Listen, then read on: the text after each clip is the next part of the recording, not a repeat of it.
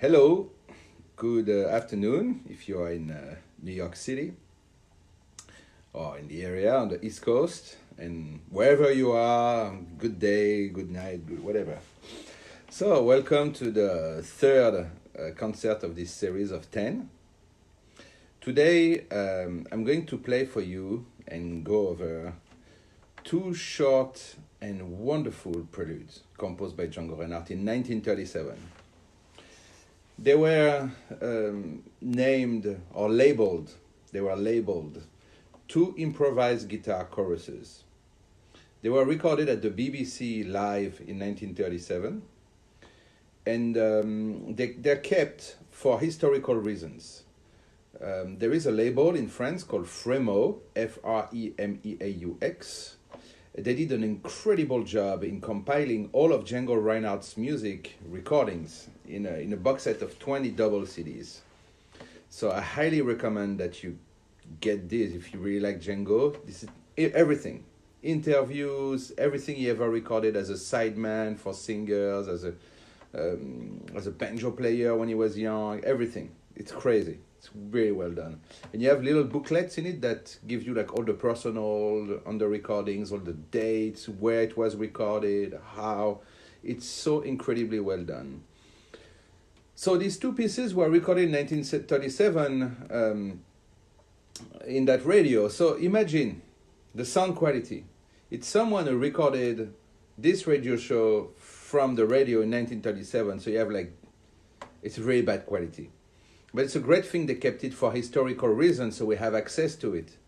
Because it exists, I was able to transcribe both of them and record them. These are amazing, incredible. They are like two jewels that were hidden in the mud, like two diamonds in the mud or something like that. I like to refer to that like that, to this image. So I'm going to play both of them. I'm going to play the first one, then the second one. I'm gonna separate them. It's not in the recording they played one, then the other, like right away, right one into the other. But I'm gonna separate them so you can really feel how they are made. Now the first one starts with it's very watery, So there is an introduction that I transcribed the best I could because there is a speaker over it. I'm pretty sure I got it right. It was very hard to read. It took me like a long time to really like listen again and again and again and start to like extract the notes from the talking and the noise. So there is a little introduction. He likes to introduce his songs with introductions like that. Okay, so it starts. It's like you just don't start writing to something, he announced like the tonality and stuff. Here, immediately, he uses this chord, which is called a half diminished or minor 7 flat 5. And I showed you yesterday and the day before in Improvisation 1, Parfum, all that he loves to use this voicing here. With that top note here. In Improvisation 1, he does that. In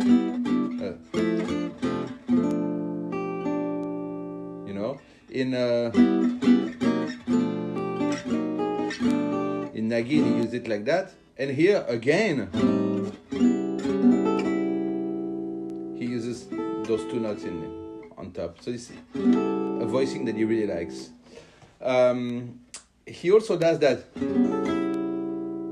movement he really likes to do, and we find it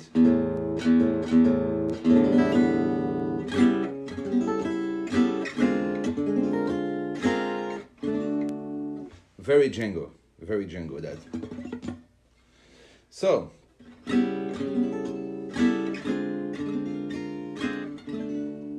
and here the water. This is like really watery.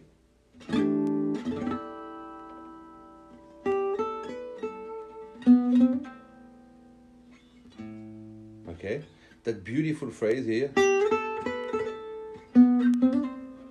Same thing, it's very watery. It's like very, I think of like the Niagara Falls or something, but like a little one, you know, like in dreams or something. Here starts the song, really, the theme of the song. In all of these preludes, there is always a moment that is really strong in the middle of the prelude, in the beginning, at the end, or something. There is something that is the landmark of the prelude. That's here, okay? That's what he does here. It's something recognizable, you know, that changes the direction of what he just played, and that like creates something in the mind. I really have no way to explain that, but it's a very powerful moment in every prelude that he composed.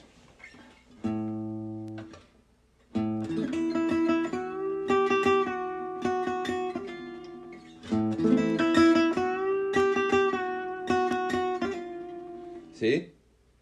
Here,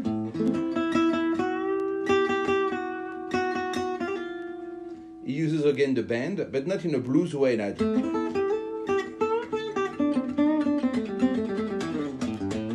Not like that. It's a call of some kind, always.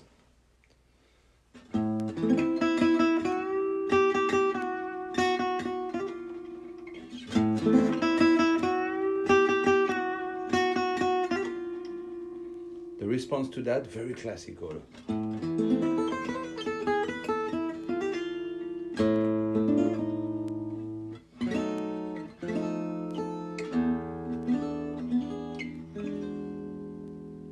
And this chord here. It's so hard to play.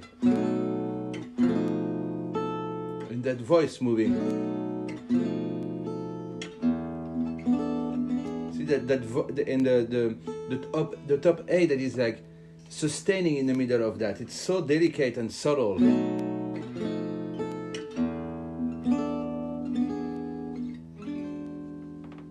And once again, he loves to do an effect called the fourth to the third.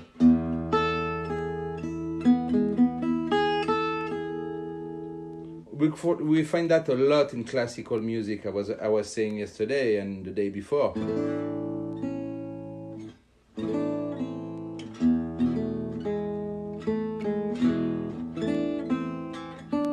That kind of effect. That's what he does here. This note continues to resonate.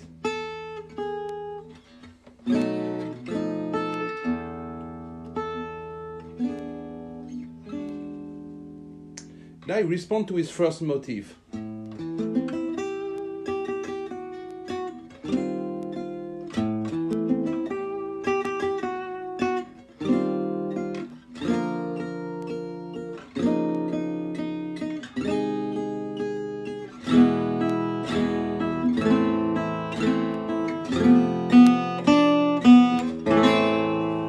Okay?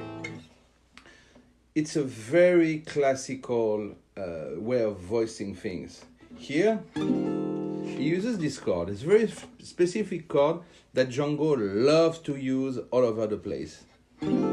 It's called a +4 voicing. A +4 voicing is a 7th chord with the 7th in the bass. So remember, Django said, I think of music like Bach, from the bass. Because whatever bass note you put, it creates an environment, and from that environment, whatever you put on it is going to create not tensions or resolution. That the word just escaped my mind. In French this morning too, and now it escaped my mind. Dissonance and consonance. There you go. So here, this, when I have that bass, it can be any chord. It's a bass. And here, like you pile notes on top of a bass, and it creates a chord. This chord, called the +4, is therefore like a 7th chord with a bass, the 7th in the bass, which creates a certain kind of tension and color. And it resolves on a B flat. If you have F7, you can hear it resolves like that. But Django doesn't voice it from the root, he voices it from the third. It is written in harmony books that the +4 voicing resolve on the bass note of the sixth inversion, which is this chord. It's like textbook harmony. Django knows it.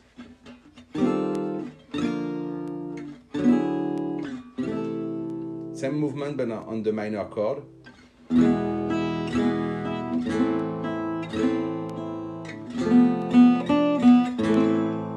There's a little bit of flamenco here.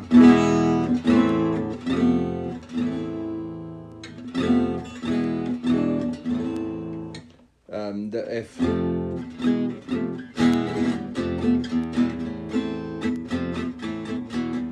Like those kind of like chord motions like that.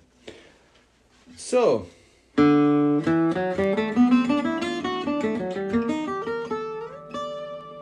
this phrase also, you know, D, E flat, D.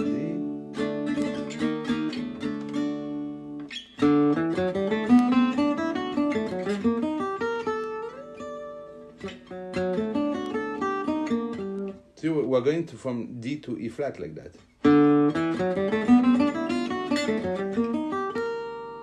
And it goes back to D. And D goes to G major. A little B flat here to create a little tension in the chord. He loves to that. It's very bluesy in a way, but it's part of like a more like a bigger environment that Django manipulates so elegantly, of creating tensions and resolution from like a neighbor note. It's almost like the chord like moves like that, moves around. Here,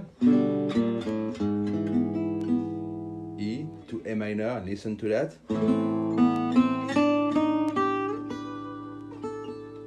A minor, that's so Django right here.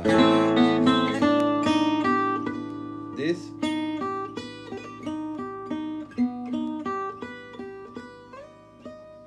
It's called an E flat augmented. So you hear that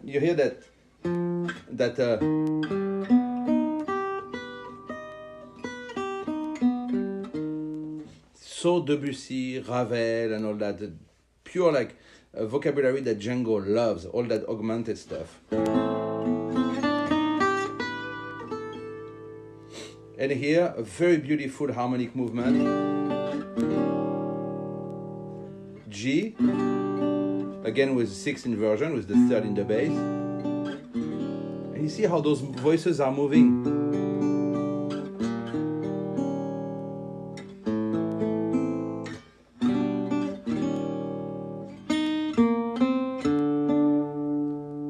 So it's very original.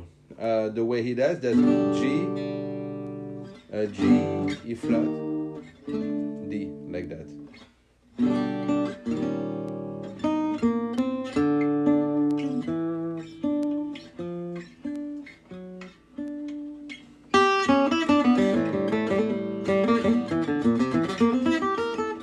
So what am I doing? Here. So this is like typical of Django to play these lines like that. This is on C7 like that.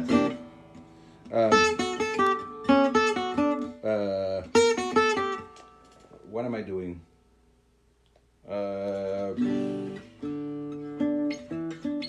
Sometimes I get lost in the middle of it. I think like I'm in a different song or something.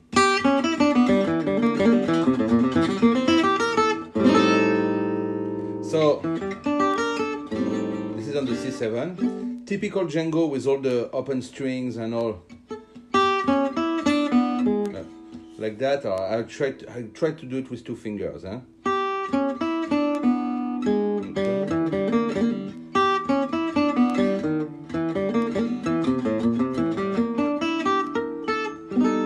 It's like complicated, but it works with two fingers like that. The Django did a lot of things with the open strings.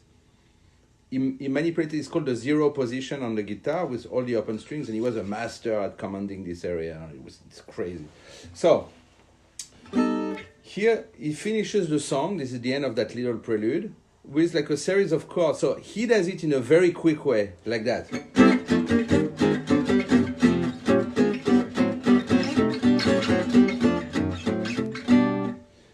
And it was a bit brutal. I decided to play it a bit different. I like to lay out the chords in a more, almost like a faster march or something like that.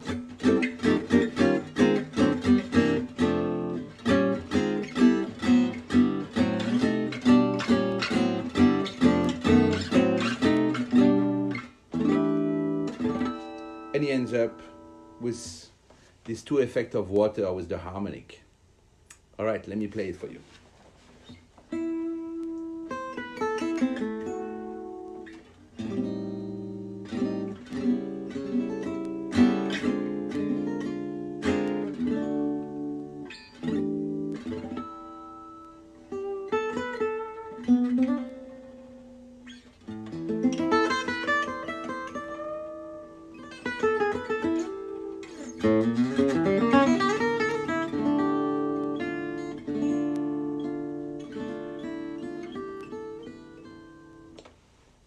Hold on, 1 second. Hold on,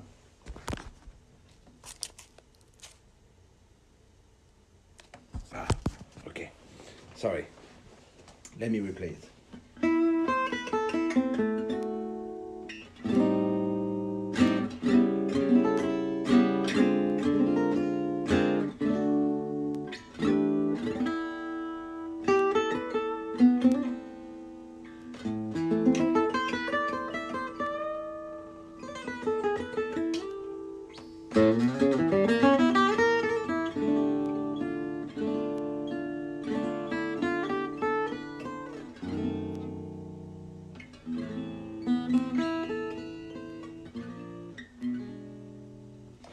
You know what I'm doing? I'm playing the second one.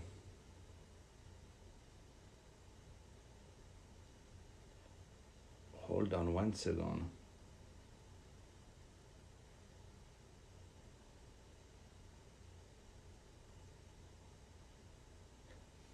No, I know what I'm doing. Sorry, I forgot to show you the...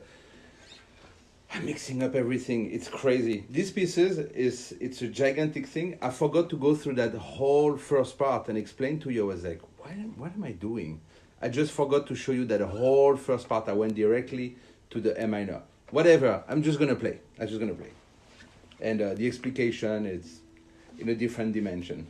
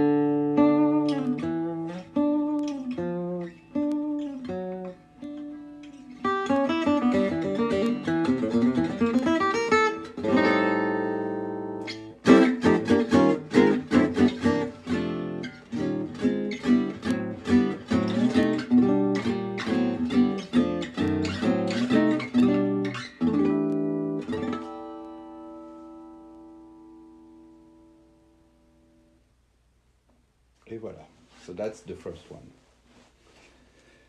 Okay, let's go to the second one. This time I'm going to try not to forget a section while I explain things. Sometimes, you know, they're like very dense, so I go from one thing to another. When it goes slow like that, it's hard to find like exactly the right length. But anyway, whatever, it's just an excuse. The second one starts with a fast run.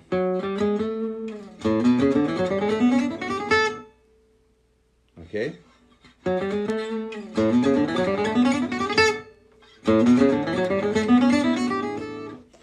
It's great how he adds one note to it, to the scale.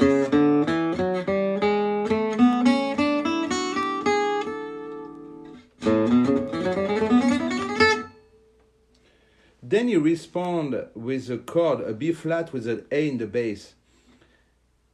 I remember learning it and transcribing it one day, it might have been the fall or the spring. It was a beautiful day, a sunny day. I was in my kitchen by the table, all alone, in silence and in peace, having so much joy transcribing that. And I remember discovering these chords, and it was like being in a different dimension with these beautiful chords. And I remember it having a little bit of the feeling of Ralph Towner stuff. If you know Ralph Towner, you know what I'm talking about. If you don't know Ralph Towner, get some stuff, you know. His albums, like his guitar solo albums, are amazing. He's one of the great composers for the guitar in the 20th century. He has an album called Anna, incredible. Timeline, Solitary Woman, all that are exquisite masterpiece. Ralph Towner, okay, listen to him. And so the next chord reminds me a little bit of like listening to Ralph Towner records like that.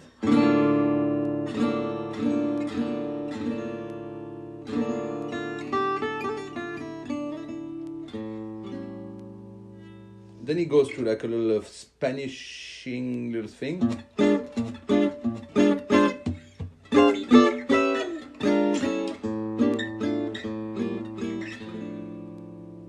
And here, very beautiful series of chords with an A in the bass.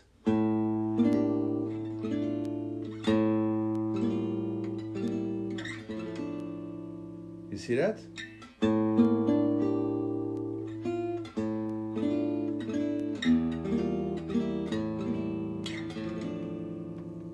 Oh, it's so beautiful. I love it. I could play that like all day long from morning to night. So, now, so D minor, G minor, of course.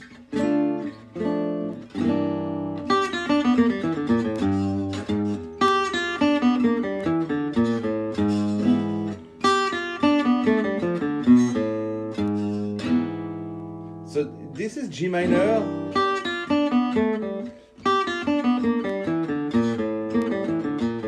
But this move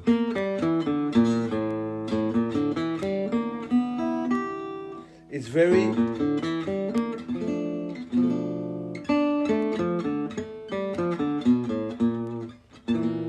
see that with the open string.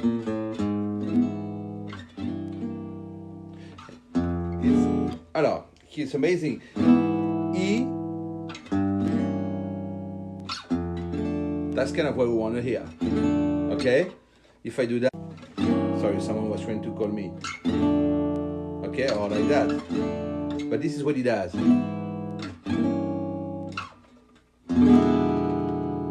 And this is incredible. This is like an E7 with an F in the bass. You want to bite that chord, you know? It's a very tense chord, you know? Very well chosen. You have to dare put a chord like that, really. And he puts it really, playing it toward the bridge with like a lot of character, you know. Hold on, someone's trying to text me now. I'm back. So, this chord, so, a fast line, and then a little classical Spanish thing again.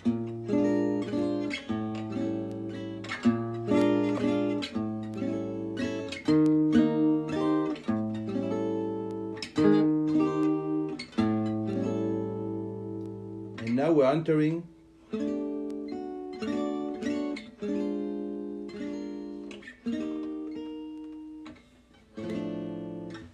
we're in pure classical here. For some reason, it reminds me of the violin concerto of Samuel Barber.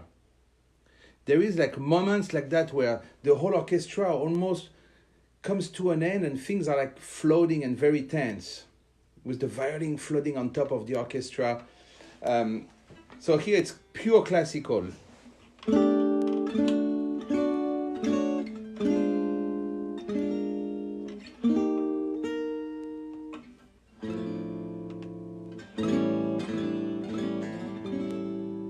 And you see how, so it's here he uses again like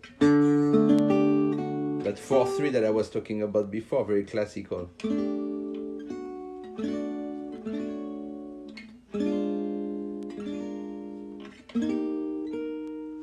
So notice how there's no bass here, like the bass is like in the very treble. And now he goes back all the way down and he lays out that very dramatic D minor.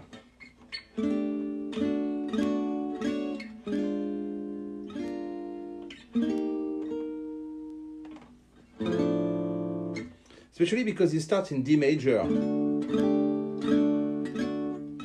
See?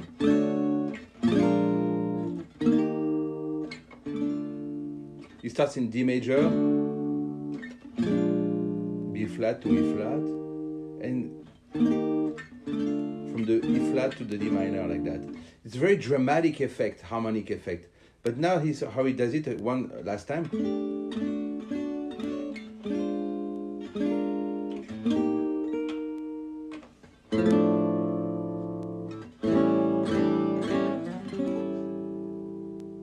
And now the next line, more bassy. I could totally imagine a cello playing it. Do, do, do, do.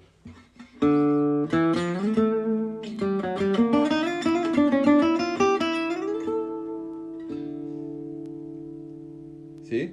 It could totally be like a cello. The A minor trio of Ravel. A minor trio. You gotta listen to that. You gotta listen to the cello in that. And especially, I found an incredible version on YouTube by Walter Gieseking. You put Walter Gieseking, Ravel, A minor trio. It's a live from 1947. It's amazing. You've never heard it play like that. Incredible. It's the best version out there. So, anyway.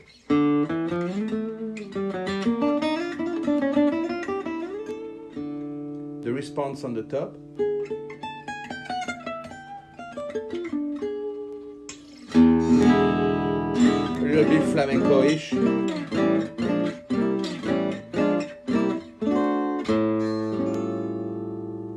And this part,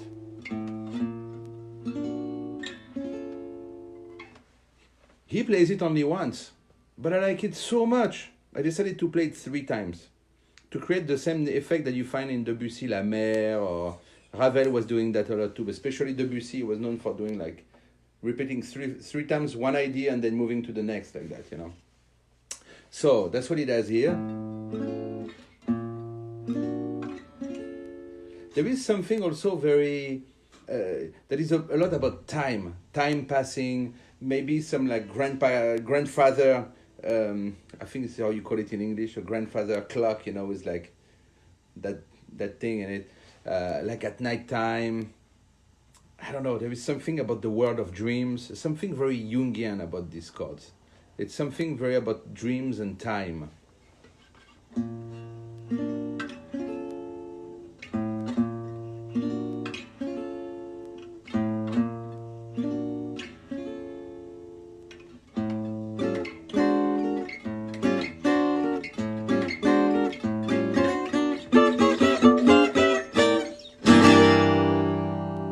Response was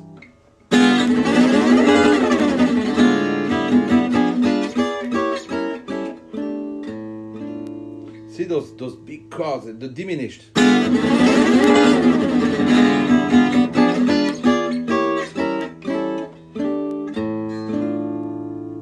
he ends up again on that D minor, and again the 4-3.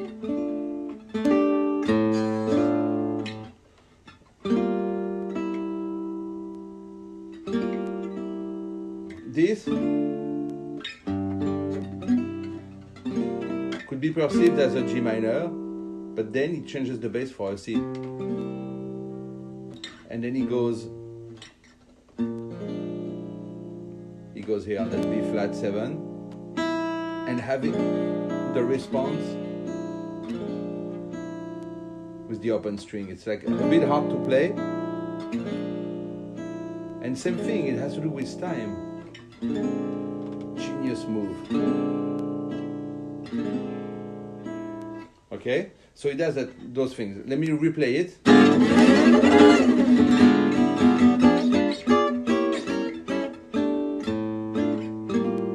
C, change for the C, and then a B flat.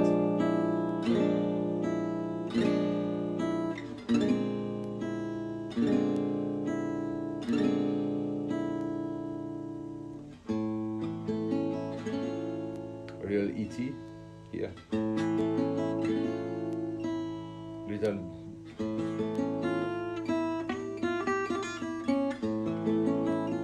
Little Debussy and everything, and then the last fast line. A, B, simply, boom, boom, ends up like that.